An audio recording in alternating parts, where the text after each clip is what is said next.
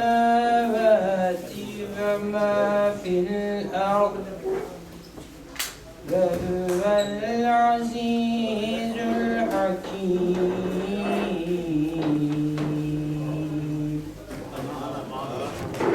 صدق الله العظيم.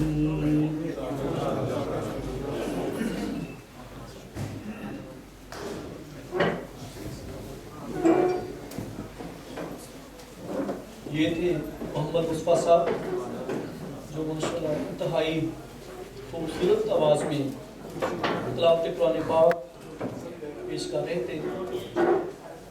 تلاوت قرآن پاک کے بعد صاحب قرآن کی خدمت مقدس میں نعت رسول مقبول صلی اللہ علیہ وسلم کے لیے میں درخواست کروں گا محمد ذیشان صاحب سے کہ وہ آئیں نعت رسول مقبول صلی اللہ علیہ وسلم پیش کریں. محمد ذیشان صاحب.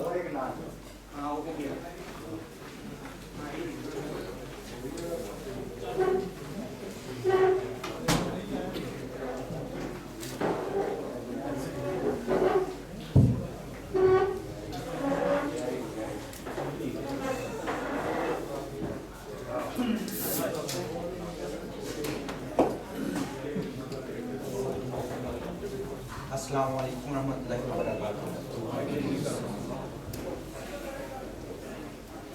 صلی اللہ علیہ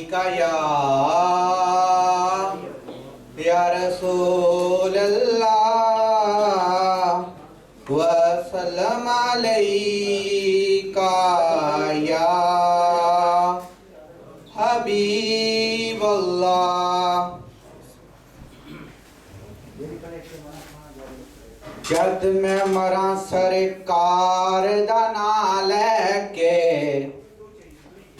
جد میں مراں سرکار دا نام لے کے دفنان والیو کرم کما سڑیو جڑا جاندا ہوئے مدینے نو راہ اس راہ تے قبر بنا سڑیو. صلی اللہ علیہ یا رسول اللہ وسلم علیکہ یا حبیب اللہ.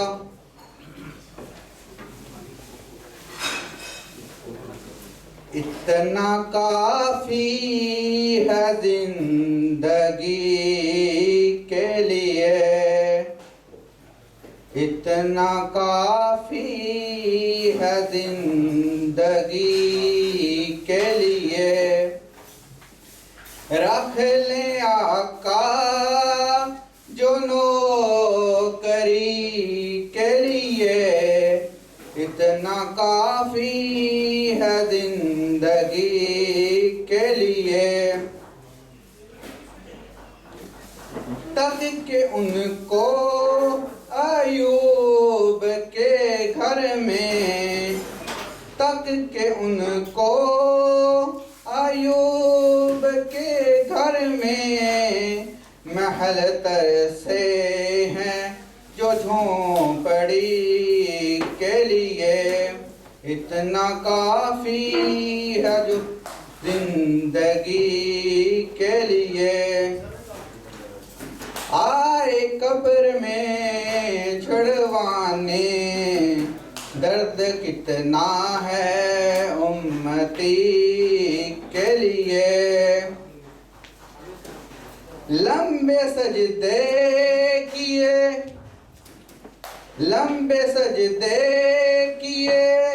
نبی نے کہا اے نواسے تیری خوشی کے لیے اتنا کافی ہے زندگی کے لیے. ماشاءاللہ.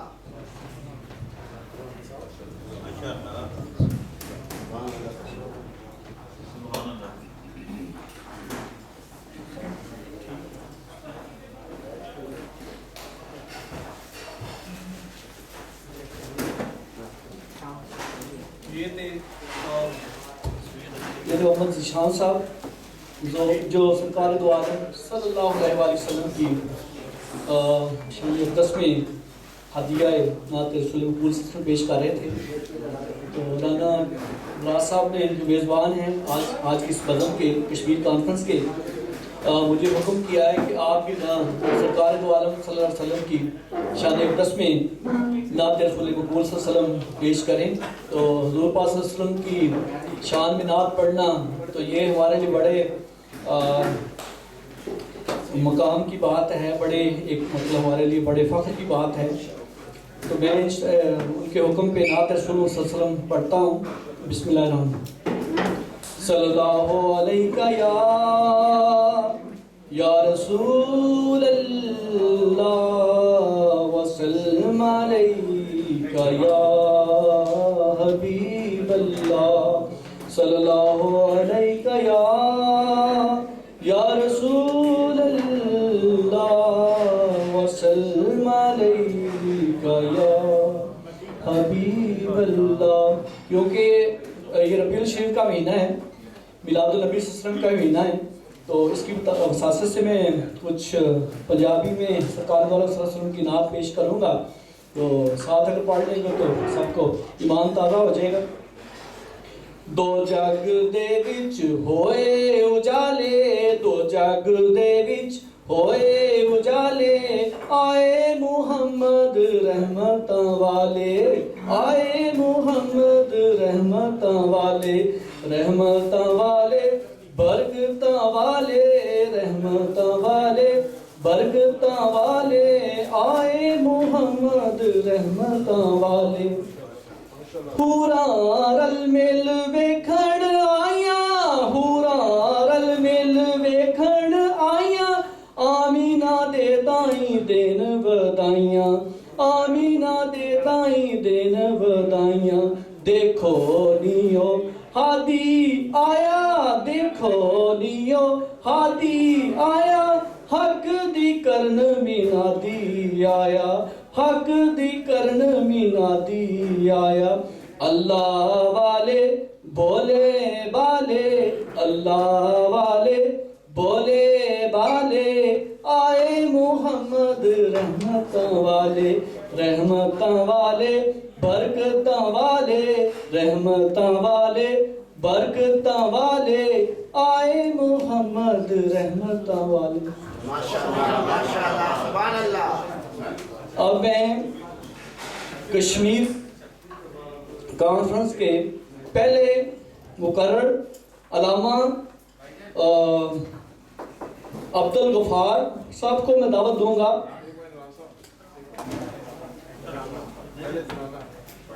قومی ترانہ کے لیے حکم ہوا ہے, تو قومی ترانہ کے لیے جس کے پاس یہ ہے پاکستان کا قومی ترانہ پیش ہوگا. تو میں درخواست کروں گا تمام مہمانوں سے, آج پاکستان کا اور کشمیر کا ترانہ پیش کیا جائے گا. ترانے کے لیے میں درخواست کروں گا سب مہمانوں سے کہ اٹھ کے کھڑے ہو کے پاکستان ترانہ کو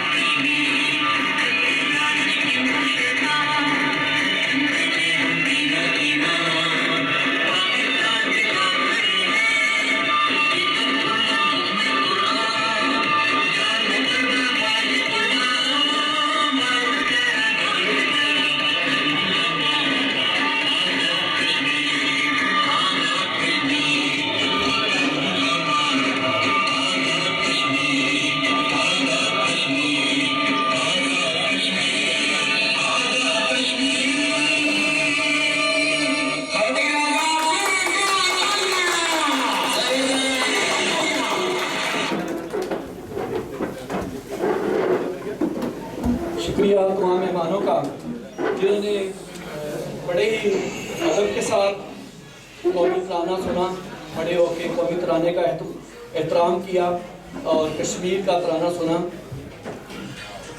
ظلم آخر ظلم ہے، ظلم آخر ظلم ہے، بڑھتا ہے تو مٹ جاتا ہے۔ یہ ظلم جو کشمیر میں انڈین آرمی نے شروع کیا ہے، انڈین گورنمنٹ کی زیر سرپرستی، یہ انشاءاللہ ختم ہونے والا ہے۔ اب وقت دور نہیں کہ اگر انڈیا نے اس کو اپنے آئین کے اندر امینڈمنٹ کر کے اس کو تو پاکستان میں بھی اپنے نقشے میں الحمدللہ کشمیر کو شامل کر دیا۔ ہم اس وقت اور آرام سے نہیں بیٹھیں گے جب تک یہ کشمیر پاکستان کا حصہ نہیں بنے گا۔ تو انشاءاللہ تعالیٰ وہ دن دور نہیں جب کشمیری قوم پاکستان کے ساتھ، پاکستان کے اندر ہوگا کشمیر انشاءاللہ تعالیٰ۔ میں آج کی کشمیر کانفرنس کے پہلے مقرر مولانا عبدالغفار صاحب سے درخواست کروں گا کہ وہ آئیں تو کشمیر قوم کے لیے اپنے خیالات کا اظہار کریں۔ مولانا عبدالغفار صاحب۔ السلام علیکم ورحمۃ اللہ نحمدہ ونصلی علی رسولہ الکریم، اما بعد، اعوذ باللہ من الشیطان الرجیم، بسم اللہ الرحمن الرحیم۔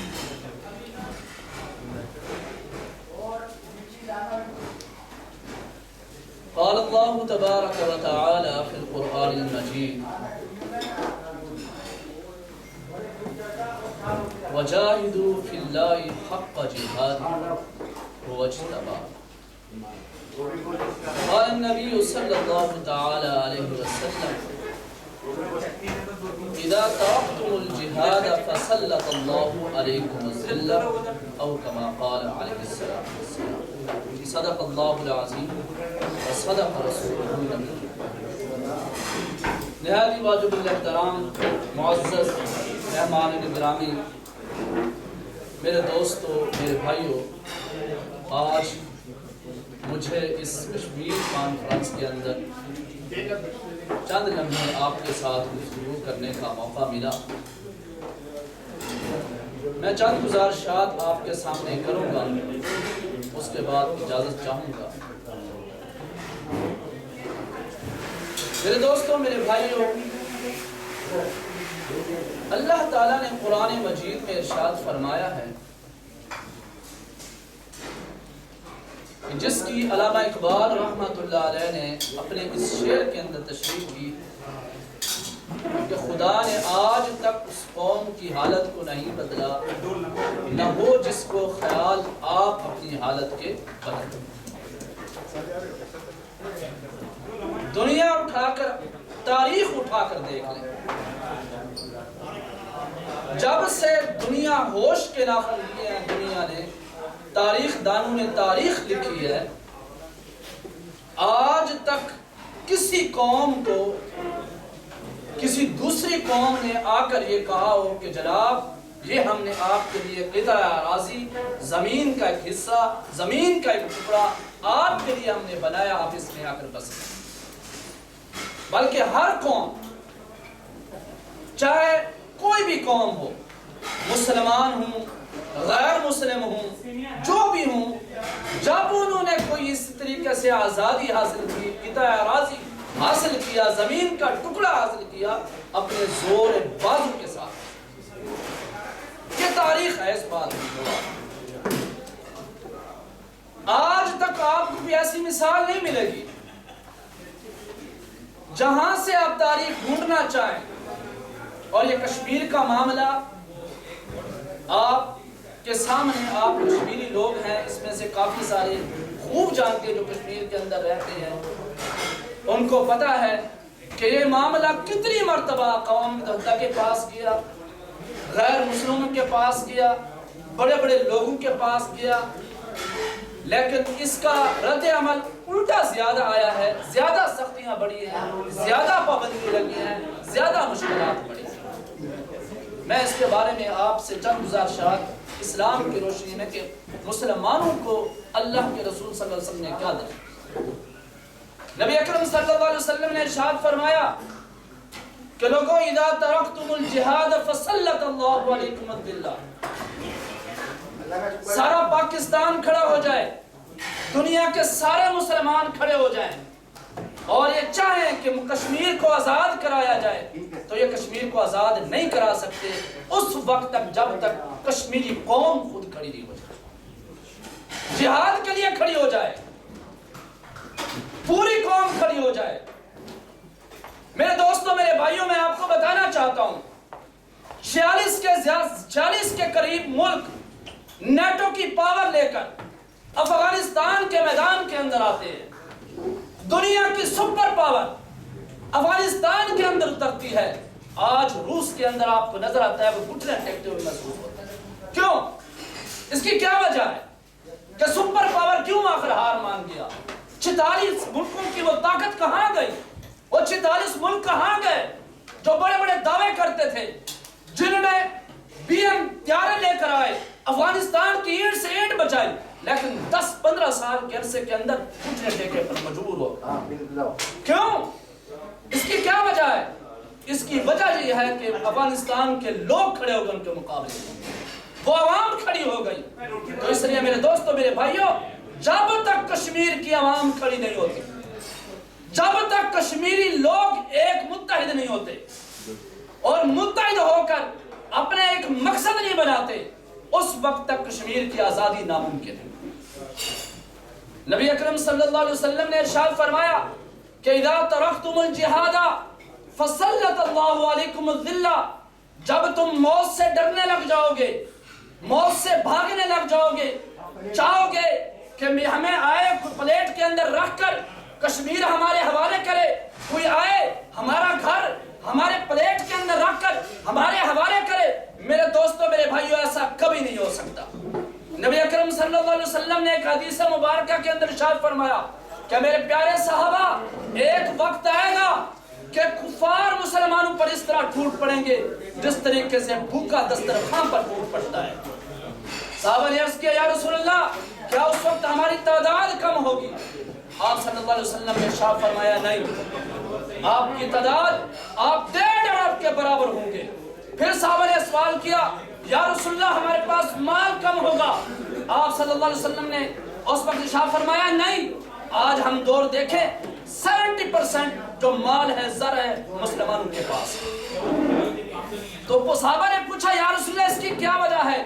آپ صلی اللہ علیہ وسلم نے ارشاد فرمایا، تمہیں وہم کی بیماری لگ گئی۔ صحابہ نے عرض کیا، قیلا ملوان یا رسول اللہ، مان کی بیماری کیا ہے اللہ کے رسول؟ آپ صلی اللہ علیہ وسلم نے ارشاد فرمایا، حب الدنیا کراہیت الموت، دنیا سے محبت کرنے لگ جاؤ گے اور موت سے ڈرنے لگ جاؤ گے۔ میرے دوستوں، میرے بھائیوں، آج یہی وجہ ہے، ایک طرف پاکستان کھڑا ہے، دوسری طرف انڈیا کھڑا ہے۔ سوال میں آپ پر چھوڑتا ہوں، آج سے 15-20 سال پہلے تک پاکستان کے ٹی وی چینلوں پر جہاد کی باتیں کی جاتی تھی اور کشمیر کے ڈرامے دکھائے دیے جاتے تھے، مجاہدین کو ہیرو کے طور پر پیش کیا جاتا تھا۔ 20 سال پیچھے کر لیتے ہیں، 50 سال تو تھے، ہمارے دوستوں نے، ہمارے بھائیوں نے، ہمارے جاننے والوں نے، ہمارے محلے والوں نے، کوئی گھر ایسا نہیں ہوگا پاکستان کے اندر جس نے جہاد کشمیر فنڈ کے اندر حصہ نہ ڈالا ہوگا۔ میرے دوستوں، میرے بھائیوں، اس سے آگے چلتے ہیں، گورنمنٹ کی طرف سے کوئی پابندی نہیں تھی۔ حرکت المجاہدین کے نام سے مولانا فضل الرحمان خلیل کی تنظیم تھی، جیش محمد کے نام سے مسعود اظہر کی تنظیم تھی، جماعت الدعوہ کے نام سے حافظ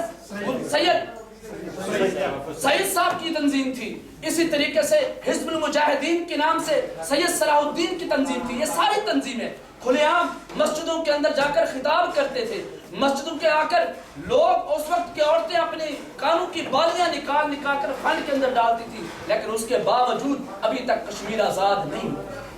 کیوں؟ اس کی وجہ کیا ہے؟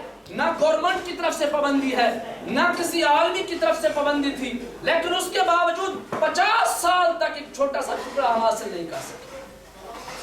دوسری طرف جاتے ہیں، انڈیا روز بروز اپنے ظلم اور بربریت کے اندر اضافہ کرتا چلا جا رہا ہے، روز بروز ہماری ماؤں اور بہنوں کی عزتوں کو تار تار کرتا چلا جا رہا ہے۔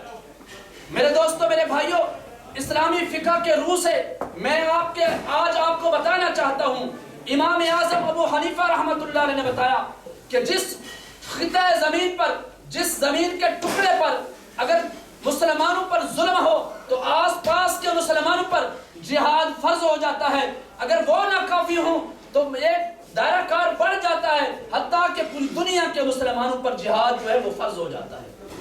آج وہ ہمارے مسلمان جو تڑپ تڑپ کر مسلمانوں کو بلاتے ہیں، ہماری بہنیں جو جھولیاں اٹھا اٹھا کر محمد بن قاسم کو بلاتی ہیں، ہمارے وہ باپ، ہمارے وہ بھائی جو اپنی خون کے ساتھ لکھ کر جاتے ہیں کہ کشمیر کا مطلب کیا، لا الہ الا اللہ، کشمیریوں سے رشتہ کیا، لا الہ الا اللہ، کشمیر بنے گا پاکستان، لیکن ہماری پاکستانی عوام جو ہے وہ بھی متحد ہو کر ان کے ساتھ کھڑی نہیں۔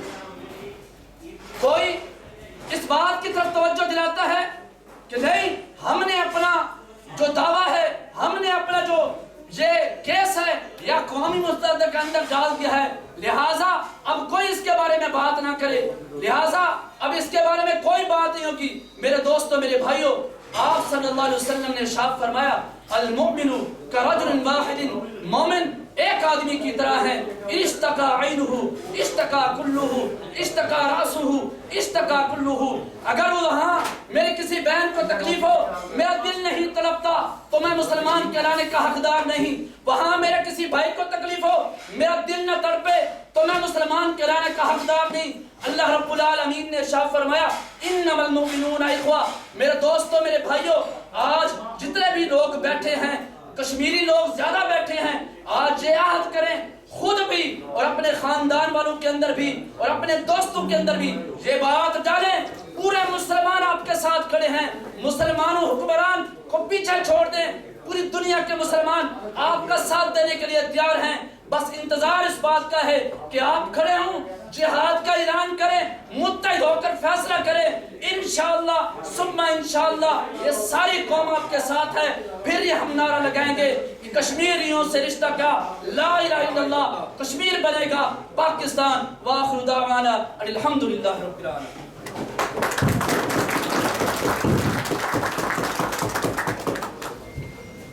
ماشاءاللہ مولانا عبدالغفار صاحب نے انتہائی خوبصورت انداز میں کشمیریوں کے ساتھ اپنی یکجہتی کا اظہار کیا، اور انہوں نے اپنے خطاب میں یہ فرمایا کہ جہاد جو ہے یہ ضروری ہے۔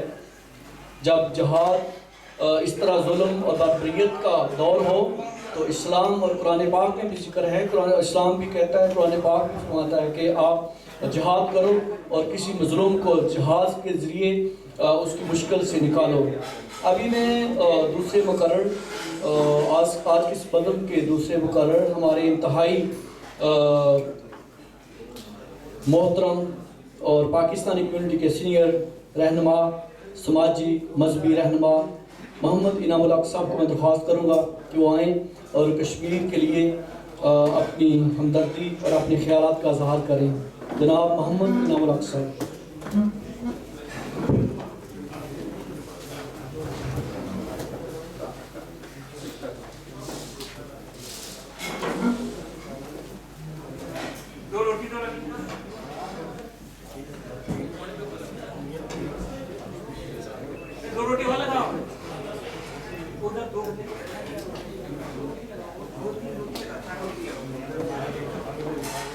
بسم اللہ الرحمن الرحیم۔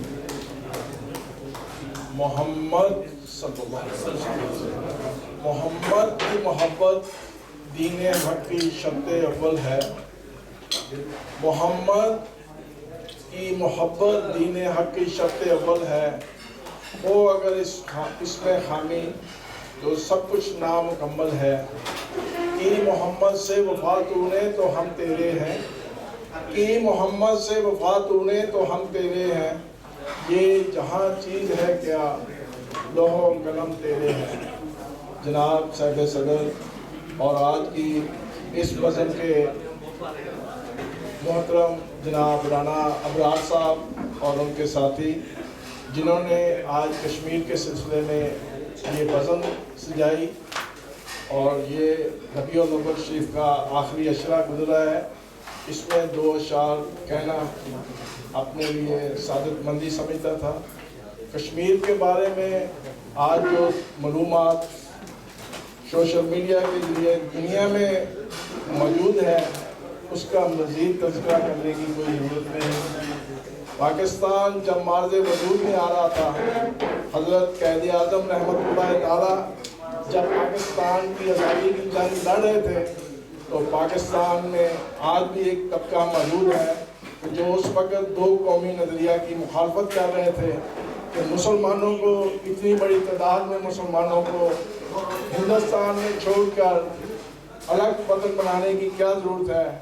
اور 70 سال گزر جانے کے بعد آج مقبوضہ کشمیر میں جن لوگوں کے پاس اقتدار رہا ہے، آج ان کی اولادیں، شیخ عبداللہ کا بیٹا اور محبوبہ مفتی جیسے لیڈر جو ہیں مقبوضہ کشمیر کے، اس بات کا اعتراف کر رہے ہیں کہ ان کے بڑوں نے، ان کے آباء و اجداد نے اس وقت حضرت قائد اعظم رحمۃ اللہ تعالیٰ کی بات کو رد کر کے آج مسلمانوں کو، کشمیری بھائیوں کو اس حالت میں ڈالا ہے۔ کشمیر کے اندر 5 اگست کے بعد جو حالات پیدا ہوئے ہیں اور پوری دنیا، عالم اسلام اور تھرڈ ورلڈ بالکل خاموشی اختیار کیے ہوا ہے۔ ہانگ کانگ کے اندر کبھی کبھار وہاں مظاہرے ہوتے ہیں تو جیپنیز ٹی وی کے اندر کئی گھنٹے کی اس کی ویڈیو، اس کی نیوز نشر کی جاتی ہیں، لیکن کشمیر کے بارے میں آج تک جاپان ٹی وی سے، بین الاقوامی میڈیا سے کبھی آپ نے خبر نہیں سنی ہوگی۔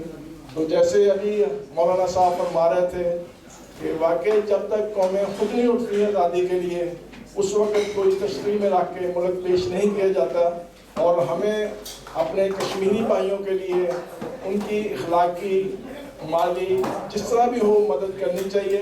اور یہ بہت ایک اچھی کوشش ہے کہ رانا صاحب نے پچھلے سال بھی کشمیر کے بارے میں اسی طرح ایک پروگرام کا انعقاد کیا تھا، آج پھر ہو رہا ہے۔ اور بے شمار، یعنی میں تقریباً 33 سال سے زبان میں دیکھ رہا ہوں کہ انڈین سفارت خانے کے سامنے لوگ جاتے ہیں، احتجاج کرتے ہیں، پروٹیسٹ کرتے ہیں، لیکن کم از کم جاپان سے کشمیری بھائیوں کے ساتھ آزادی کے لیے، ان کے ساتھ ہونے والے ظلم کے خلاف کم از کم جاپان سے پاکستان کمیونٹی کے، کشمیری کمیونٹی کی آواز تو جا رہی ہے۔ اور ہماری دعا ہے کہ اللہ تبارک و تعالیٰ اپنے نبی صلی اللہ علیہ وسلم کے نام پاک کا صدقہ کشمیریوں کو جلد از جلد آزادی نصیب فرمائے، اور اللہ تعالیٰ جو قوتیں، عالم اسلام بالکل خاموش ہے اس وقت، اور اگر دیکھا جائے تو کشمیر ایشو پہ پاکستان کے بولنے کی کوئی حیثیت ہی نہیں ہے۔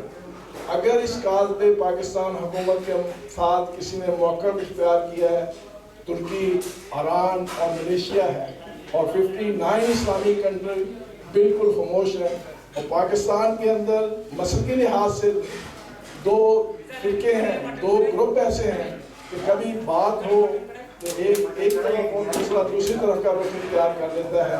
لیکن کشمیر کے لیے ہمیں جس قدر ہو سکے ان کے لیے اخلاقی اور مالی مدد کے لیے ہر وقت تیار رہنا چاہیے، اور ہماری دعا ہے کہ اللہ تبارک و تعالیٰ کشمیری بھائیوں کو جلد آزادی نصیب فرمائے۔